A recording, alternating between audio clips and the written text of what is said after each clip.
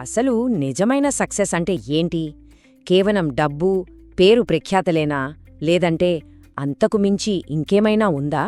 సరే, ఈరోజు మనం రాబిన్ శర్మ రాసిన classic book the monk who sold his ఫెరారీలోకి ఓసారి తొంగిచూద్దాం. అందులో మనందర్నీ ఆలోచింపజేసే కొన్ని గొప్ప ఐడియాలున్నాయి. వాటిని వీలైనంత సింపుల్గా అర్థం చేసుకునే ప్రయత్నం చేద్దాం. ముందుగా జూలియన్ మాంటిల్ అనే ఒక వ్యక్తి కథ చూద్దాం. ఈయన దేశంలోనే టాప్ లాయర్లలో ఒకరు.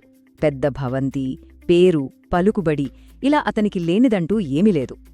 ఎప్పుడూ ఖరీదైన సూట్లు, ప్రయాణాలంటే ప్రైవేట్ జెట్లోనే. బయటి నుండి చూసేవాళ్ళకి అతని లైఫ్ ఒక కలలా, పర్ఫెక్ట్గా అనిపించేది. కానీ ఒకరోజు కోర్టు రూంలో వాదిస్తుండగానే అతనికి హార్ట్అటాక్ వచ్చింది. ఒక్కసారిగా అన్నీ తలక్రిందులయ్యాయి. ఆ సక్సెస్ అనే భవనం అమాంతం కూలిపోయింది. అప్పుడే అతనికి ఒక విషయం స్పష్టంగా అర్థమైంది. తన జీవితం బయటకు ఎంత గొప్పగా కనిపించినా లోపల మాత్రం అంతా శూన్యం. మనశ్శాంతి లేని విజయం ఎంత డొల్లగా ఉంటుందో అప్పుడు తెలిసొచ్చింది. అందుకే అతనొక రాడికల్, అంటే చాలా పెద్ద నిర్ణయం తీసుకున్నాడు. తన దగ్గరున్న ప్రతిదాన్ని అమ్మేశాడు, తన ఫెరారీతో సహా. ఎందుకు?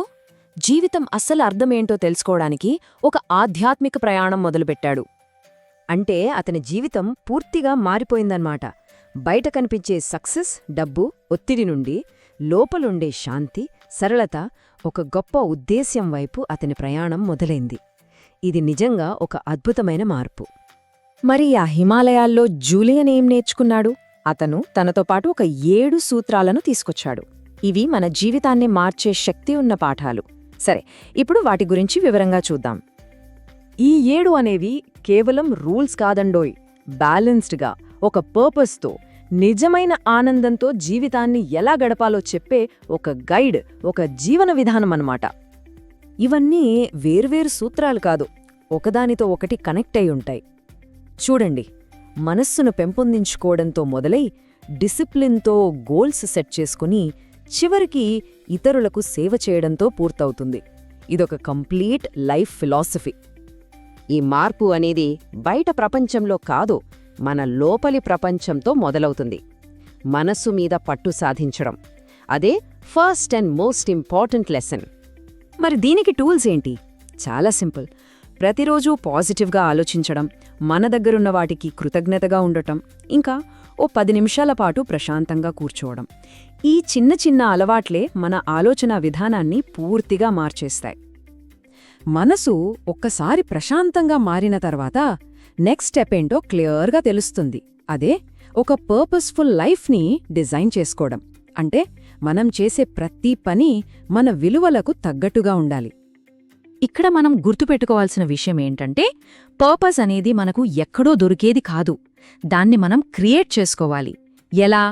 క్రమశిక్షణతో, స్పష్టమైన లక్ష్యాలతో, మన విలువలకు కట్టుబడి ఉండటంతో.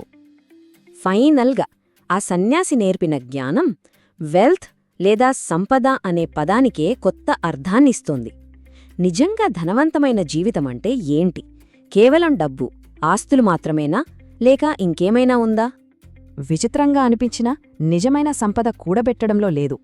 లైఫ్ని సింపుల్గా మార్చుకోవడంలో, ఇతరులకు సేవ చేయడంలో ఉంది. తక్కువ వస్తువులతోనే ఎక్కువ ఆనందాన్ని పొందగలమని ఈ బుక్ చెప్తుంది. అల్టిమేట్గా తన ఫెరారీని అమ్మేసిన ఆ సన్యాసి కథ నుండి మనం నేర్చుకోవాల్సిన పాఠమేంటి? ఇది జీవితాన్ని చూడటానికి ఒక కొత్త దృష్టికోణం, ఒక కొత్త ఫిలాసఫీ.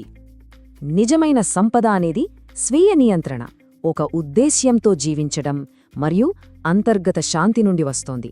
అంతేగాని భౌతిక వస్తువుల నుండి కాదు. మన లోపల మనం సాధించే విజయాలే అన్నింటికన్నా గొప్పవి అని ఇది మనకు గుర్తు చేస్తోంది. సో ఈ కథ సక్సెస్ని వదిలేమని చెప్పడం లేదు, దానికొక కొత్త మీనింగ్ ఇవ్వమంటోంది. మన లైఫ్ ఒకేసారి సక్సెస్ఫుల్గా ఇంకా చాలా అర్థవంతంగా కూడా ఉండగలదని గుర్తుచేస్తోంది. సో ఈ కథ మనందరి ముందు ఒకే ఒక ప్రశ్నను ఉంచుతుంది. ఆలోచించండి, నిజమైన సంతృప్తిని పొందాలంటే మన జీవితంలో మనం వదిలేయాల్సిన ఫెరారీ ఏంటి? అసలు దేన్ని వదులుకోవడానికి మనం సిద్ధంగా ఉండాలి?